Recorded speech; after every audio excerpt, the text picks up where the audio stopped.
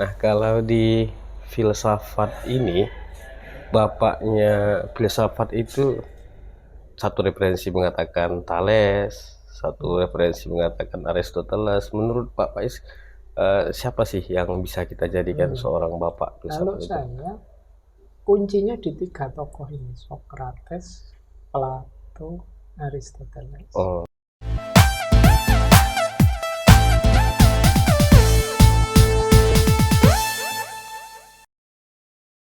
iya.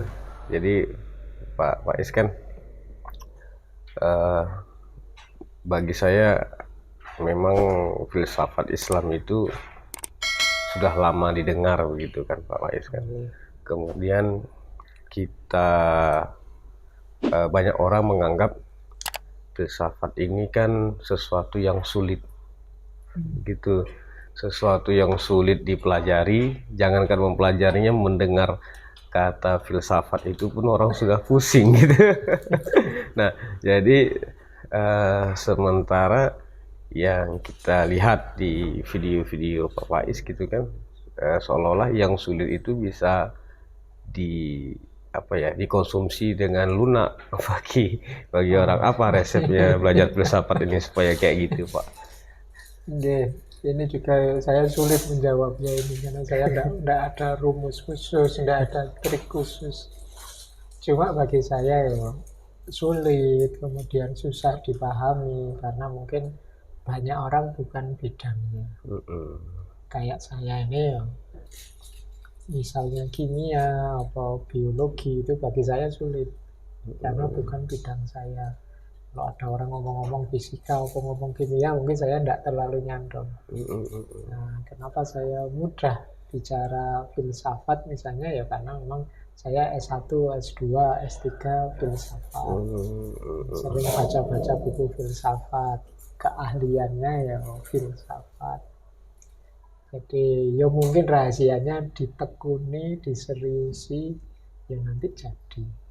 Kalau sudah paham itu kan tinggal kita jelaskan sesuai yang kita pahami dengan kata-kata pilihan kita, ekspresi pilihan kita. Mungkin itu yang terus jadi lebih mudah. Mudah-mudah ya. Ya, jadi tidak sekedar menghafalkan dari buku, tapi ya kita olah biar sesuai level yang diajak bicara. Itu mungkin lebih mudah.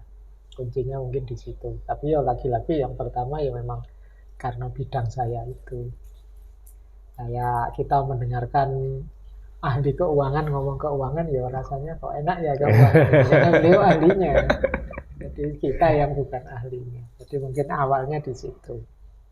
Sehingga orang-orang yang memang tidak ahli filsafat merasa filsafat itu sulit. Iya, sulit. Padahal kalau dia mau, ayo tekun sebentar, serius sebentar belajar, mungkin baru sadar, oh filsafat itu ternyata menarik. Menarik ya. Ya, banyak wawasan-wawasan baru, perspektif baru yang kita dapat. Jadi, saran Pak Faiz kepada mahasiswa Indonesia, siapapun saja yang mau belajar filsafat, diawali dari bahagian apa kira-kira supaya ini bisa, apa namanya, bisa runtutannya itu bagus, pola pikirnya bagus, gimana Pak? Ya kalau saya tetap ya diawali dari pengantar-pengantar filsafat. Ini menurut saya kuncinya, biar orang ngerti dulu apa itu filsafat, cara kajiannya bagaimana, bidang-bidangnya apa saja, kemudian peta permasalahan yang dibahas apa saja. Ini bagi saya kuncinya di awal ya pengantar filsafat. Nanti setelah itu baru dikembangkan kemana-mana. Boleh setelah itu, Pak saya tidak ingin belajar yang barat-barat, ingin yang Islam saja, monggo saja. Saya ingin filsafat yang Jawa saja, monggo saja. Tapi setelah sebelumnya tahu, Iya, iya, ngerti iya. seperti apa filsafat itu, peta berpikirnya, istilah-istilahnya, dan lain sebagainya. Jadi untuk teman-teman yang belajar filsafat ya diawali dari buku-buku pengantar dulu. Buku-buku pengantar. Iya, jadi jangan kesusu dijujuk yang buku-buku kelas tinggi. Nanti kebingungan. Meletakkan ini pikiran ini di mana harusnya di Iya, iya. peta berpikir kefilsafatan. Kalau apa Pak Faiz, kalau kajian logika saintifik itu di mana kita mengawalinya sehingga dapat oh ini term daripada logika saintifik gitu. Ya, yaitu kelanjutannya. Nanti kalau sudah ngerti petanya, kan nanti ngerti filsafat itu ada ontologi, epistemologi, aksiologi, dan logika. Nah, kalau sudah sampai masuk ke materi, yang pertama didahulukan kalau saya ya logika. Jadi cara berpikir kefilsafatan itu ya basisnya logika. Setelah itu mungkin baru masuk ke sejarah pemikiran-pemikiran para filsuf. Jadi rentetannya begitu. Jadi kalau sudah ngerti petanya, kemudian belajar alatnya. Setelah itu kemudian baru milih tema-temanya. Mungkin kalau ada waktu ya belajar sejarah pemikiran tokoh-tokoh. Oh, dimulai dari belajar sejarah pemikiran tokoh-tokoh. Yang Pak Faiz rekomendasikan untuk dibaca kita dalam pemikiran tokoh-tokoh, kira-kira kalau diurut siapa kira-kira Pak Faiz? Ya banyak lah Pak. Kalau saya ya setiap klaster zaman itu kan ada tokoh-tokoh besarnya. Kayak Yunani, Prasokrates, nanti Yunani era Sokrates, Plato, Aristoteles, nanti era Yunani Romawi, nanti era. Jadi kalau saya setiap fase itu ada karakternya sendiri-sendiri ya. Silakan saja dipilih mungkin salah satu atau salah dua kalau memang nggak bisa semua untuk mewakili. Karena biasanya di genre yang sama cara berpikirnya mirip saja. Ya, eksistensialis misalnya ya bisa diambil 1, 2, 3, tidak harus semuanya sudah kelihatan cara berpikir eksistensial seperti ini. Pengayaan bisa yang lain-lain semua. Jadi tokoh kalau saya monggo saja dipilih yang mungkin lebih mudah dipahami, mungkin lebih jelas untuk dimengerti. Nah, baru kemudian ke yang lain-lain untuk pengembangan, untuk pengayaan. Kalau begini, kalau masuk mengenai tokoh-tokoh dan pemikirannya itu ya Pak, dari satu referensi ke referensi lainnya, ada setiap keilmuan itu kan ada yang dikatakan bapaknya sosiologi gitu kan. Nah kalau di filsafat ini, bapaknya filsafat itu satu referensi mengatakan Thales, satu referensi mengatakan Aristoteles. Menurut Pak Faiz, siapa sih yang bisa kita jadikan seorang bapak filsafat itu? Kalau saya, kuncinya di 3 tokoh ini, Sokrates, Plato, Aristoteles. Ini nanti variasi-variasi gagasan dari tokoh-tokoh ini nanti jadi berkembang macam-macam dengan titik tekan masing-masing. Tapi ya sejak Sokrates kan orang mulai tertib berpikir. Tidak sekedar berspekulasi, menebak-nebak meskipun pakai akal, tapi nalar runtut tertib itu kan diatur serius sejak Sokrates. Gitu ya. Dengan segala visi dan misi etiknya, dia mengajar cara berpikir yang runtut, lurus sampai pada kebenaran. Nah, dilanjutkan muridnya yang Plato agak idealis, kalau yang Aristoteles agak realis, nah itu berkembang nanti sampai ke belakang dengan segala variasinya sampai era modern, postmodern dan seterusnya. Nah ini baru terbuka nih pikiran kita mengenai baru sebentar aja ngomong sama Bapak Is sudah ini ya sangat luas sekali. Saya sewaktu kuliah Pak Faiz kan, kuliah di S3, ada dosen kita mengatakan begini, guru daripada kesemua dari tokoh itu ketika termasuk Sokrates, termasuk Aristoteles, menyebut nama Hermes. Bagaimana sebenarnya Hermes siapa dan bagaimana perannya sebenarnya Pak Faiz? Apakah benar itu atau bagaimana gitu?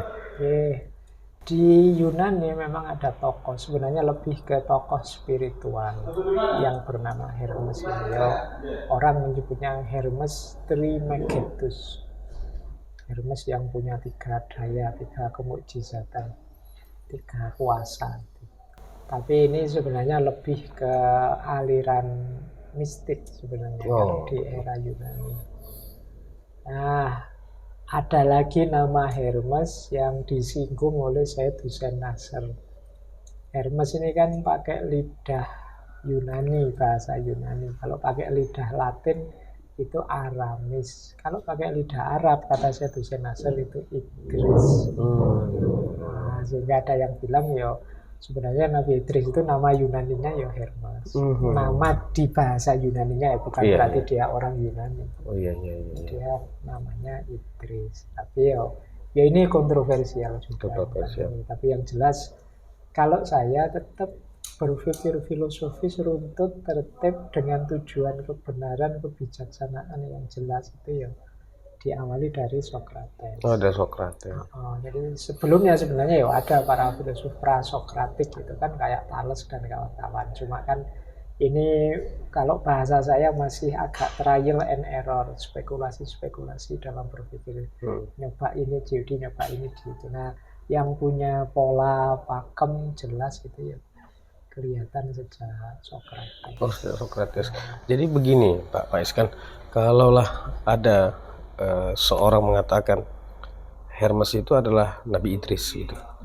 Pandangan Pak Faiz gimana itu dalam runtutan? Iya, karena saya belum tahu ya saya tidak akan komentar. Saya tidak tahu. Itu kan tesisnya Syed Nasr. Iya, Syed Nasr. Ya bukti-buktinya ya sebenarnya bisa iya bisa tidak. Jadi agak sulit. Ya kayak ada yang bilang Sokrates itu ya Luqman Hakim itu dalam Al-Quran.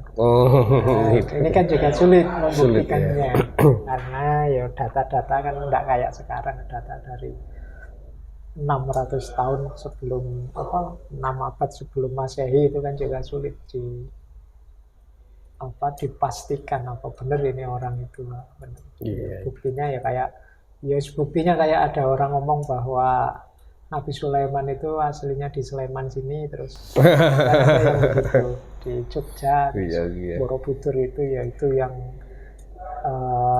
istananya Ratu Boko dan lain sebagainya. Itu kan membuktikannya ya sulit. Iya, betul. Jadi masih hanya lebih banyak mencocok-cocokkan masih mencocokkan. Ada bukti valid argumentatifnya mungkin masih perlu ditambah lagi. Tapi kalau begini Pak, kalau dikatakan begini, bagaimana kira-kira logikanya? Bahwasanya ilmu filsafat ini memang awalnya sekali ilmu filsafat ini memang diadopsi daripada Islam, atau bagaimana? Jadi filsafat itu kalau saya dalam definisi berpikir, filsafat itu kan berpikir yang tertib, runtut, serius dan lain sebagainya. Bagi saya sejak Nabi Adam itu istimewanya manusia itu karena dia berpikir. Jadi aktivitas kefilsafatan itu dimulai kalau saya sejak Nabi Adam mulai manusia, makanya disebut Homo sapiens itu kan manusia cerdas pertama. Jadi aktivitasnya coba memang sebagai satu bidang, satu cabang yang kemudian berkembang sampai hari ini memang banyak orang menyebutnya Yunani. Tapi hakikat kefilsafatan itu sendiri kalau saya dimulai sejak adanya manusia yang mau berpikir, dan itu kan Adam. Kalau Adam kan ilmunya langsung dari Allah. Yang Qur'annya wa'allama Adamal asma'a kullaha. Allah yang langsung ngajari Adam berbagai macam ilmu. Berarti kan ini aktivitas kefilsafatan juga sudah mulai berjalan saat orang mulai berpikir. Atau gini, kenapa Pak Isrut terpikirnya sampai ke Adam gitu kan, lantas lahirlah ngaji filsafat,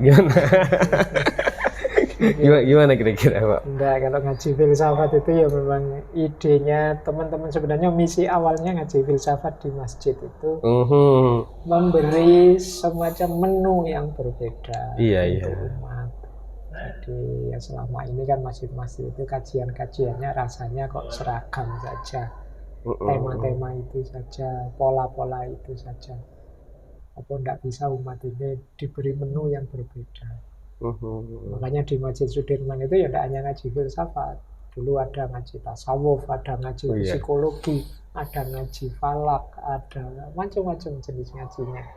Jadi kalau mereka punya relasi yang ahli bisa diminta tampil di situ. Jadi mungkin anak-anak muda atau umat bagian tertentu yang ingin belajar macam-macam itu bisa ke masjid. Tidak harus daftar kuliah lah, paling enggak kalau sekedar ingin tahu kan bisa ke sana yang gratis, yang enggak bayar, yang Nanti malam kita ke sana nih Pak Wais. boleh. Itu anak-anak muda banyak sekali Banyak ya. Rabu malam. Jadi kayak kalau di kampus ini kan belajar banyak aturan, banyak batasan, banyak tatanan misalnya. Nanti ada ujiannya, ada nilainya. Mungkin kalau di luar kayak di masjid itu kan lebih santai. Iya, lebih Nah, santai. mereka bisa suka-suka. Saya ngikuti Pak Wais. Nah, Iya, saya ngikuti iya. dari awal. Bahkan saya sudah memulai untuk menulis semua ucapan Pak Faiz yang ada di video itu. Langsung saya tulis ini, nanti rencana insya Allah. Atau diinisiasi di sana dengan bikin kajian filsafat di sana. Ya harus berguru sama Pak Faiz dulu. yang dimampui saja. Saya yakin itu kan sudah wawasannya sudah tinggi. Sama ada guru besarnya, nggak boleh kita lah. Tidak apa-apa lah, selevel kita saja kok. Ya, kalau guru besarnya berkenan, ayo monggo. Kita buatkan panggung. Jadi kalau bahasa saya ya ini menemani mereka belajar saja. Jadi saya sering ingatkan gitu, ini pengajian bukan fatwa ya, bukan ini menemani kalian belajar saja. Boleh setuju, boleh tidak setuju, boleh dikomplain, diprotes. Malah kalau kalian komplain, mengkritisi, malah jadi lahir gagasan baru. Gagasan baru. Ya. Jadi tidak harus kemudian disakralkan sedemikian rupa yang harus pasti benar, enggak begitu. Wong ini belajar kok. Orang di belajar. Bukan berfatwa, bukan mengeluarkan istimbat hukum apa enggak.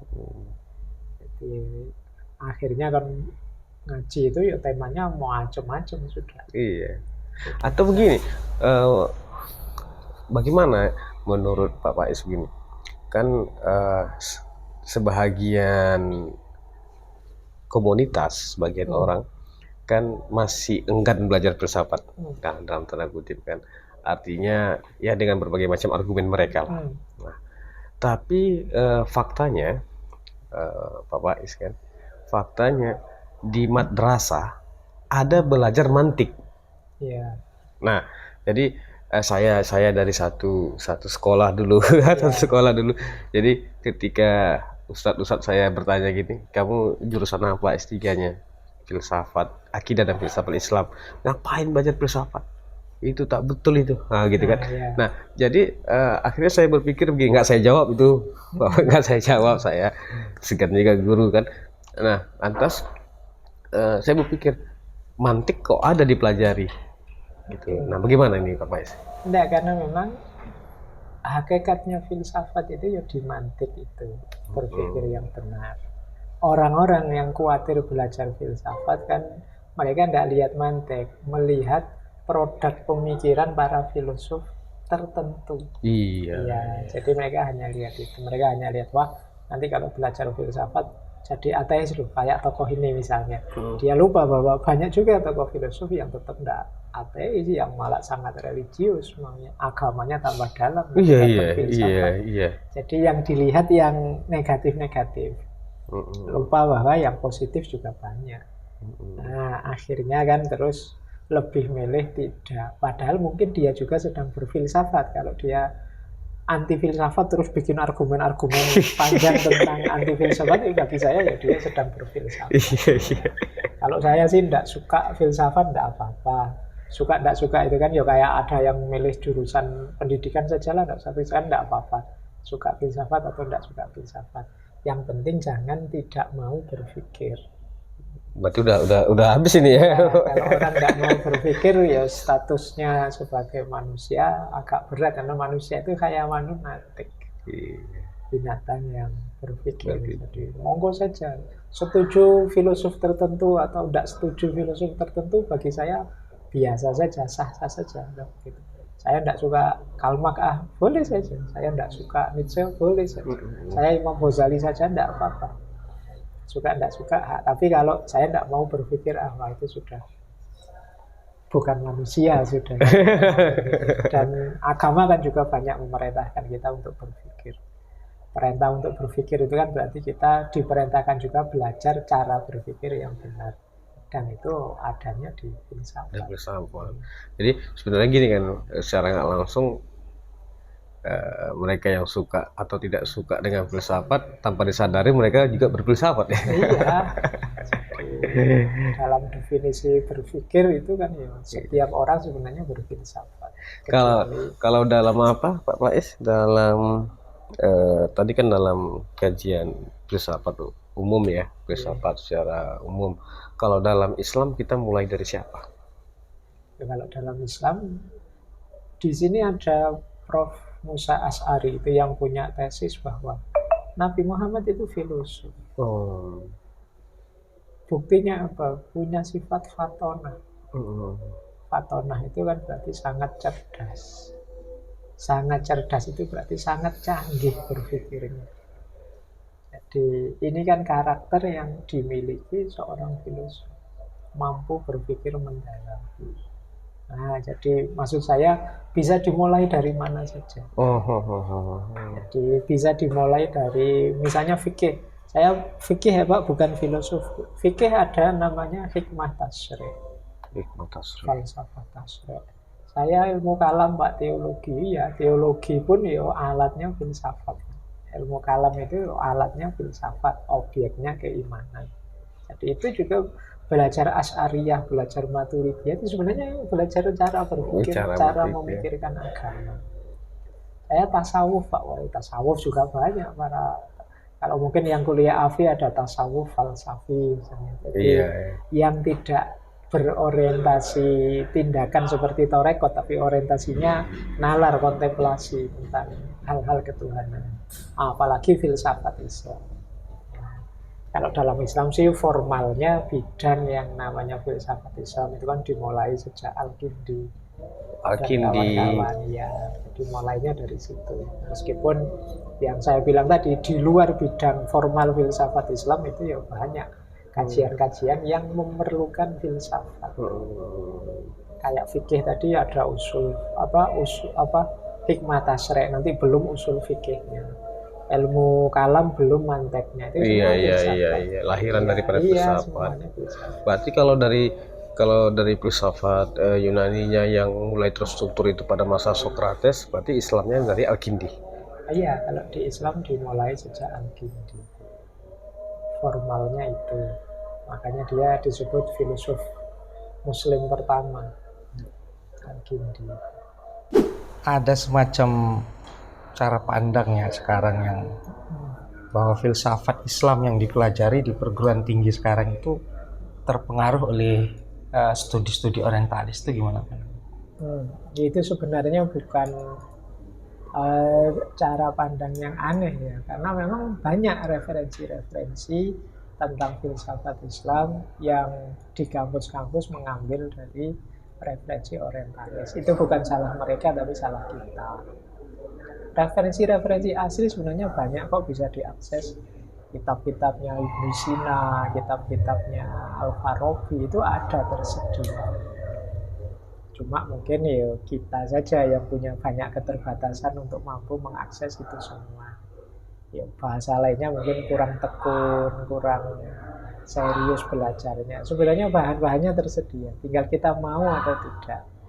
Bahwa kemudian kita lebih ngambil yang orientalis, ngambil yang itu, ya mungkin itu tantangan buat kita. Mampu tidak kita ngambil dari tangan pertama, referensi langsung karya-karya mereka. Ya, ini PR lah. Ya mungkin yang dari tulisan-tulisan orientalis itu kita posisikan sebagai pembanding saja gimana mereka menjelaskan. Nah, kita juga tidak berhenti di situ. Bukan berarti salah pikiran mereka ya. Kita juga kan harus menguji apapun yang disampaikan orang. Jangan-jangan ada yang meleset, jangan-jangan salah paham, ada yang tidak pas. Karena betapapun mereka itu kan outsider, orang luar. Tidak mengalami langsung dialektika di dunia Islam.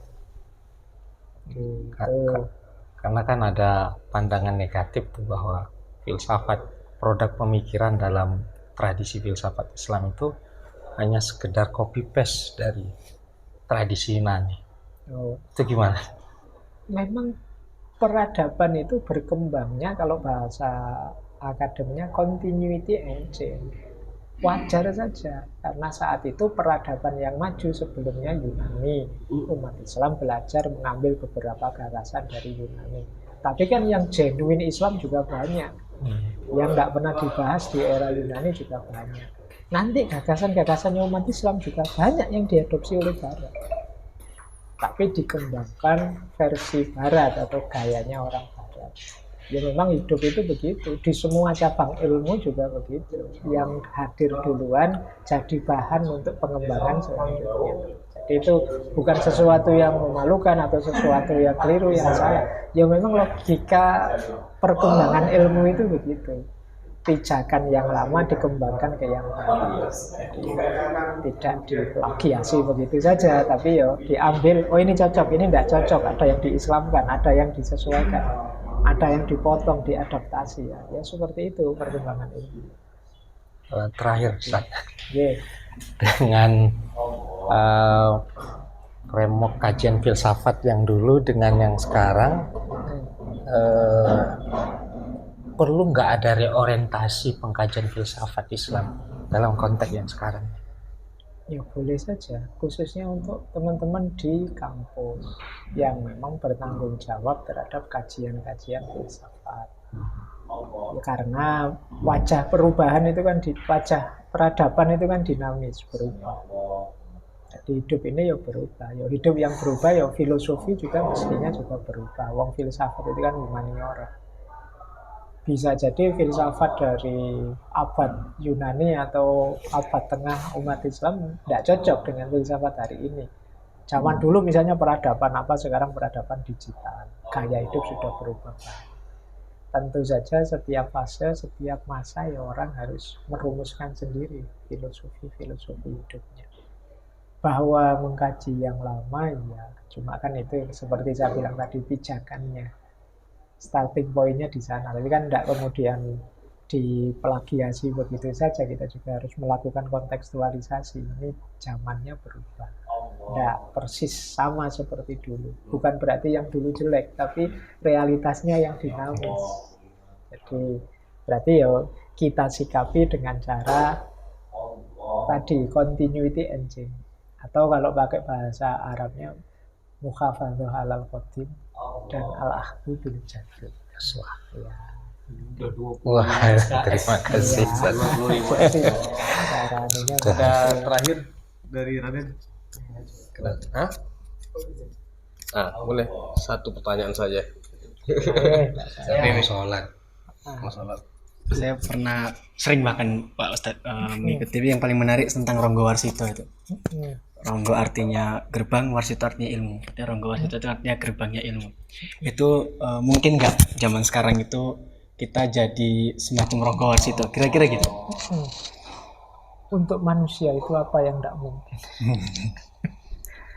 Cuma memang sekarang sulit dalam arti distraksinya banyak hari ini. Perlu kesungguhan, perlu keseriusan. Jadi silahkan dibaca misalnya berapa lama orang-orang seperti Ronggo Warsito itu ya tirakat, ya belajar, ya serius menempuh jalan spiritual untuk sampai ke titik itu. Jadi yang ini biasanya hari ini agak sulit karena generasi sekarang kan suka yang instan-instan. Kita bilang wah ingin saya jadi kayak Ronggo Warsito. Bayangan kita kan nanti lah setahun atau 2 tahun lagi saya kayak gitu. Padahal itu proses berapa puluh tahun untuk jadi seorang Ronggo Warsito. Yang hari ini mungkin kita tidak sabar untuk menempuh jalan semacam itu karena sudah dikejar oleh ambisi macam-macam. Jadi mungkin atau tidak mungkin, pasti mungkin. Tergantung kita, keseriusan kita, kesungguhan kita, kesabaran kita mengikuti prosesnya sampai ke sana. Ya sebenarnya nggak hanya Ronggo Warsito. Kalian jadi ingin seperti apapun, seperti Imam Ghazali kah, seperti Ibnu Rus kah, seperti Sokrates kah, bisa. Tergantung keseriusan dan kesungguhan tadi. Jadi kuncinya di situ dan sabar mengikuti prosesnya. Adem sekali ya, adem sekali mendengarkan ini, melihat wajah Pak Faiz, omongannya sangat lembut sekali Pak Faiz. Bisanya ya gini. Sangat kami mengucapkan banyak terima kasih ya kedatangan kami. Mungkin mengganggu aktivitas Pak Faiz. Apa-apa ya, memang ini waktu istirahat jam-jam Iya, makanya. kita ngomong, kemudian insya Allah kita sengaja untuk atur flight kita malam hari ini untuk ikut kajian nanti malam insya Monggo, Allah. silahkan. Insya Allah. Untuk santai saja kajiannya karena rame-rame orang banyak nggih. Izin saya share ini ke YouTube ya, boleh ya Pak? Monggo. Baik. Silahkan. Oke, terima kasih banyak. Sama-sama.